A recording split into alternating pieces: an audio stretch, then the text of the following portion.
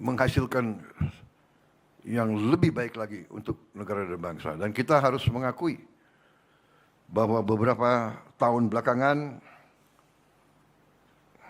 rakyat pun merasa bahwa terjadi manajemen, terjadi permainan-permainan tidak sehat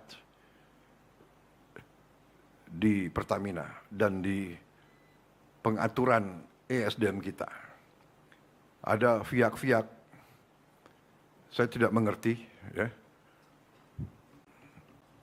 orang-orang Indonesia yang pintar tapi serakah, mengatur mau import dari luar.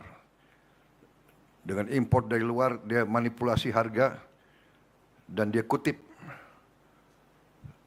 sehingga ada pihak segelintir orang yang kaya raya di atas penderitaan rakyat. Karena itu, waktu saya menjadi presiden, saya bertekad untuk membersihkan Pertamina.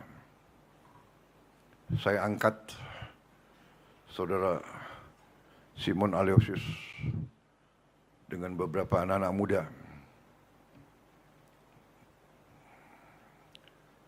Dan saya beri tugas, jangan korupsi. Jangan kau cari kaya di atas kepercayaan ini. Direktur Utama Pertamina sangat strategis. Anda bertanggung jawab atas sebuah perusahaan $100 miliar.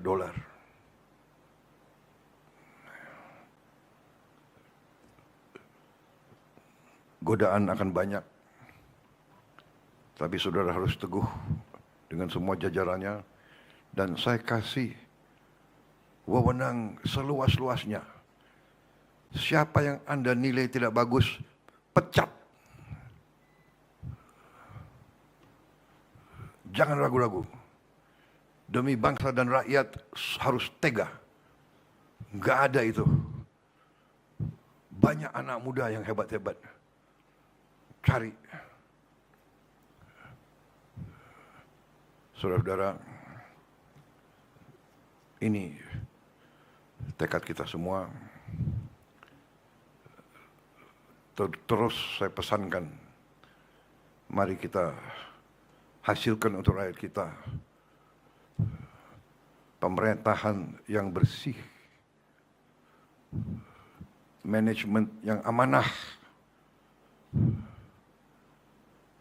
mengelola sumber kekayaan bangsa dengan sebaik-baiknya. Saudara-saudara sekalian, malu kita dengan bangsa lain dan malu terutama dengan rakyat kita.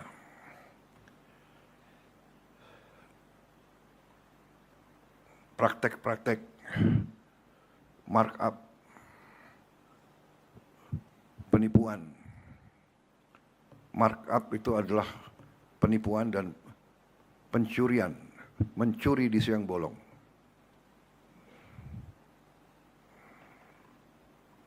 Dan sekarang teknologi ada, sehingga cepat ketahuan kalau markup. Kalau ada pejabat yang ingin melaksanakan praktek-praktek lama, saya kira sangat keliru. Kita prihatin. Saya tidak tahu berapa direksi Pertamina yang sudah masuk penjara, saya tidak tahu. Karena negara dan bangsa membutuhkan dan menuntut manajemen yang terbaik. Kelola dengan baik. Saya sangat terkesan tadi Direktur Utama mengatakan, menggunakan istilah Pertamina perwira. Ini luar biasa, ini saya kira nafasnya seperti itu. Nafasnya harus seperti itu. Bangsa-bangsa yang bangkit, bangsa-bangsa yang kuat. Kita harus contoh. Jepang, Korea, bangsa yang tidak punya sumber daya seperti kita. Tapi kuat. Nasionalismenya kuat. Kalau tidak salah semua perusahaan di Korea, di Jepang, ada saatnya mereka semua berdiri lagu kebangsaan dikumandangkan. Semangat nasionalis, semangat patriotik, cinta tanah air ini yang harus mendorong semua jajaran Pertamina. Terutama yang paling atas. Karena kita mengerti sifat manusia. Yang menentukan adalah para pemimpin. Jadi pemimpin itu harus ingarso sung tulodo, memberi contoh. Kalau pemimpinnya maling, anak buahnya tidak semangat. Pengalaman saya di tentara, pemimpin itu maling, cepat anak buah tahu. Cepat sekali. Mungkin orang luar tidak tahu, mungkin BPK bisa dikibulin, KPK bisa dikibulin, tapi anak buah akan tahu. Di tentara itu kalau komandan-komandan yang maling, pemimpin yang maling, itu dikasih julukan kapal keruk. Dan seumur hidup dia akan membawa nama itu, kapal keruk. Pemimpin harus memberi contoh. Saya terima kasih semangat tadi. Wira, benar. Ya, pejuang, kesatria, pendekar.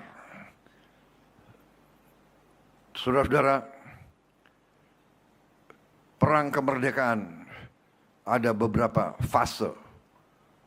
Perang kemerdekaan pertama tentunya ratusan tahun yang dulu, perang kemerdekaan yang kita berhasil rebut kedaulatan tahun 45. Habis itu perang kemerdekaan atau perang untuk mempertahankan kemerdekaan.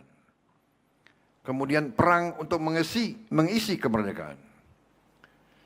Dan untuk mengisi kemerdekaan, kita harus mengelola sumber daya dan sumber-sumber kekayaan kita. Jadi setiap unsur yang diberi tugas dan tanggung jawab mengelola kekayaan negara harus menjalankan misi itu dengan penuh rasa tanggung jawab, dengan penuh cinta tanah air, dengan penuh patriotisme, dengan penuh suri teladan. Kesatria, pembela tanah air. Terlalu banyak pengalaman kita. Direksi BUMN, saya katakan saja, tidak baik. Saya beri tugas kepada Kepala Danantara dan beberapa menteri-menteri yang bertanggung jawab untuk membersihkan semua BUMN. BUMN sangat banyak yang rugi. Sudah rugi, minta tantiam lagi.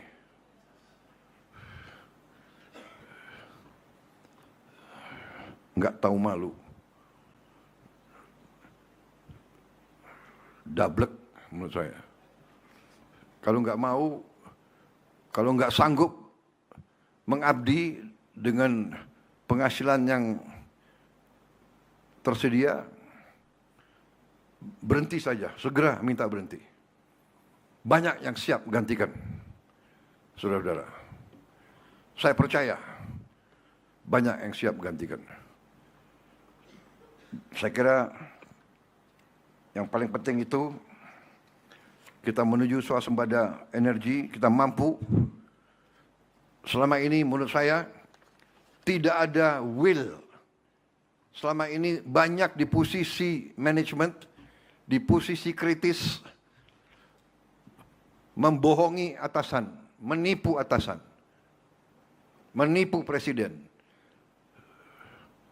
untuk mencari keuntungan pribadi. Sekarang harus hentikan seperti itu. Kita harus benar-benar menjaga kekayaan negara, karena kita butuh itu untuk memperkuat bangsa kita, menghilangkan kemiskinan, menghilangkan kelaparan, mengejar industri, mengejar teknologi untuk kita hadapi tahun-tahun yang akan datang. Saudara-saudara, persaingan global sekarang sangat ketat. Kalau kita tidak kuat, tapi kita kaya, bisa-bisa kekayaan kita direbut. Karena itu, kita harus bekerja keras. Program hilirisasi kita membutuhkan uang. Tapi saya optimis, dengan pengelolaan yang baik, kita akan mampu mencapai tujuan hilirisasi itu. Tahun ini, dalam waktu dekat, saya diberi laporan kita akan mulai 34 proyek waste to energy, yaitu sampah kita rubah, kita bersihkan menjadi listrik. Ini sangat penting karena kita butuh sekarang membersihkan sampah kita dari kota-kota kita. Sampah itu sudah menumpuk luar biasa. Ini sudah akan menjadi bencana. Belasan tahun tidak bisa kita wujudkan proyek sampah yang baik. Kita sekarang akan mulai 34 proyek. Tendernya dibuka mungkin hari-hari ini. Tapi ini butuh waktu 2 tahun sampai berfungsi. Kita juga dalam waktu berapa minggu ini, kita akan mulai, kita harapkan minimal 6 proyek hilirisasi. Mungkin bisa sampai 11. Nilainya adalah kurang lebih 6 miliar dolar. Dan kita juga akan menerima investasi besar-besaran dari luar. Saya perkirakan cukup besar investasi yang akan masuk.